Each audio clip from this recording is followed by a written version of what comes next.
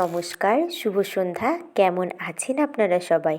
আশা করি সকলে অনেক ভালো আছেন। তো রোজ গেলে আমার চ্যানেলে টাইম অনুযায়ী ভিডিওগুলো পোস্ট হয়ে যায় ঠিকই, কিন্তু সেসব ভিডিওগুলো বহু আগে থেকে শিডিউল করে এডিটিং করে পোস্ট করা থাকে। তো আমি আমার পোস্টিংয়ের সিক্রেটটা আজকে বলেই দিলাম। আসলে রোজকার কাজগুলো যদি একদম একঘেয়েমি হয়ে যায় না, তখন আমাদের সত্যিই একটু বোরিং লাগেই। কিন্তু যেই কাজটা আমরা ভালোবেসে করছি সেই কাজগুলোর প্রতি বোরিংনেস কিছুক্ষণের জন্য আসলেও সারা জীবন কিন্তু তার প্রতি একটা ভালো লাগা ভালোবাসা থেকেই যায়। এই যেমন ভাই চলে গিয়েছে প্রায় 1 সপ্তাহ হয়ে গেল, আর 1 সপ্তাহের বেশি সময়ের মধ্যে আমি কোনো এডিটিংয়ের কাজে বসিনি।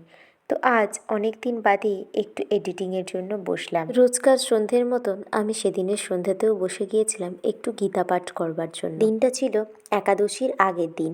তো কারেন্ট চলে গিয়েছিল, আমি একটু গীতা পাঠ করছিলাম। আগে আমি স্কনের এই গীতাটা কেবল পাঠ করতাম, কিন্তু এখন আমি গীতাটাকে ভালোভাবে বুঝতে চেষ্টা করি। আর আমি কোথা থেকে গীতা বুঝি সেটা আপনাদের সাথে আমি আগেও শেয়ার করেছিলাম। সত্যি বলতে সেইখান থেকে গীতার শিক্ষা নেবার পরে আমার পুরো জীবনটাই, ইভেন আমার জীবনের আরও অনেক কিছু ভুলভাল ধারণা যেগুলো ছিল সেগুলোও একেবারেই বদলে গেছে। মনে হচ্ছে জীবনটাকে যেন আরও নতুন করে চিনতে শিখছি। তো যাই হোক, সেদিন বাড়ির সকলেরই মনটা একটু খারাপ ছিল।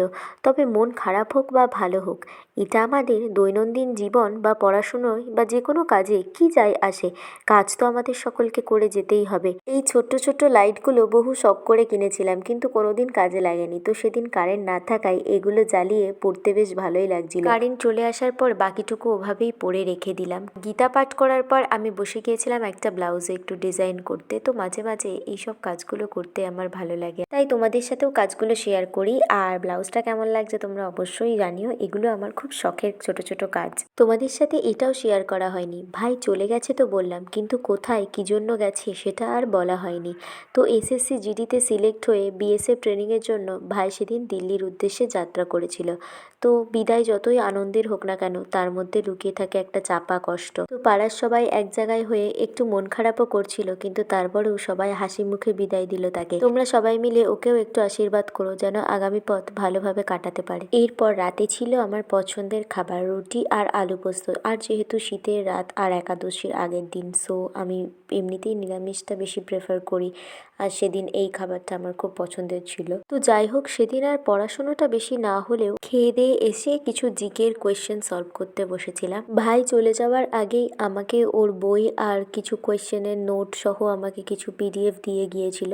তো সেখান থেকেই আমি এখন কোয়েশ্চেনগুলো সলভ করছি, আর পড়তে অনেকটা ইজিও হচ্ছে। এটা ছিল রেলওয়ে রিক্রুটমেন্ট চ্যালেঞ্জার। তো সারাদিন এমনও হয় কি বিশেষ কিছু পড়া না হলেও রাতে পড়তে বসলে ঘুম পায়। তো সেদিন আমি আর খুব একটা জোর দিইনি পড়ার ওপরে, নর্মাল কয়েকটা ম্যাথ প্র্যাকটিস করে শুয়ে পড়েছিলাম। তো এখনকার মতন এই পর্যন্ত। ভালো লাগলে অবশ্যই একটা লাইক করে পাশে থাকবেন। ধন্যবাদ।